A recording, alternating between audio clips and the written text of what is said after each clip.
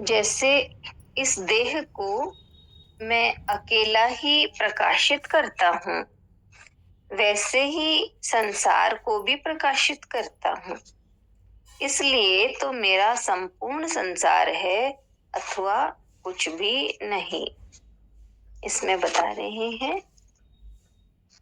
राजा जनक आगे अपने आत्मज्ञान की अभिव्यक्ति देते हुए कहते हैं कि मैं शरीर नहीं आत्मा हूँ, अतः यह मेरी देह मुझसे ही प्रकाशित है। यही आत्मा मैं हूँ, वही संपूर्ण जगत की भी आत्मा है।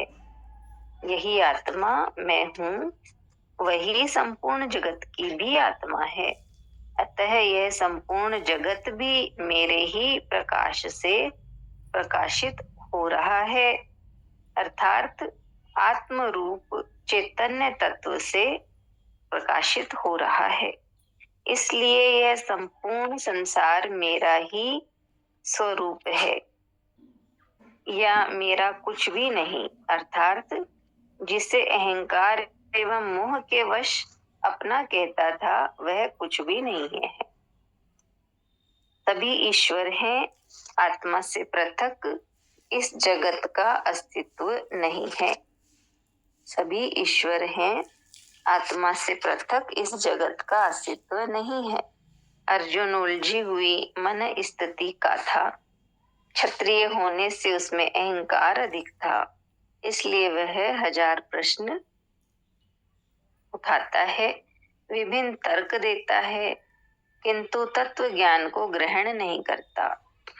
जनक न तर्क देते हैं न प्रश्न करते हैं,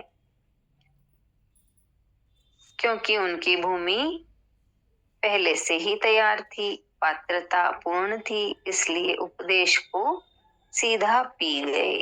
एकदम केंद्र का उस मूल सत्ता का स्मरण लौट आया।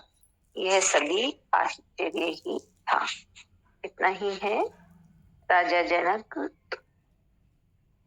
आत्मज्ञान की अभिव्यक्ति देते कहते हैं कि मैं शरीर नहीं आत्मा हूँ, और ये देह, मेरी देह मुझसे ही प्रकाशित है। यानी मैं आत्मा हूँ तो आत्मा से ही ये हमारी देह प्रकाशित है, और वही मैं आत्मा हूँ, यही आत्मा मैं हूँ, और वही संपूर्ण जगत को की भी आत्मा है। यानी हमारे भीतर जो आत्मा है वही संपूर्ण जगत की आत्मा है, और ये संपूर्ण जगत मेरे ही प्रकाश से प्रकाशित है।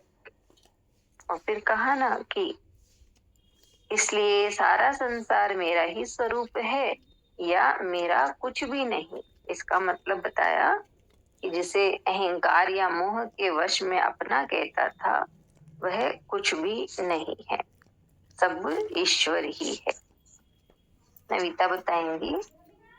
पूजा कौन सा पेज है?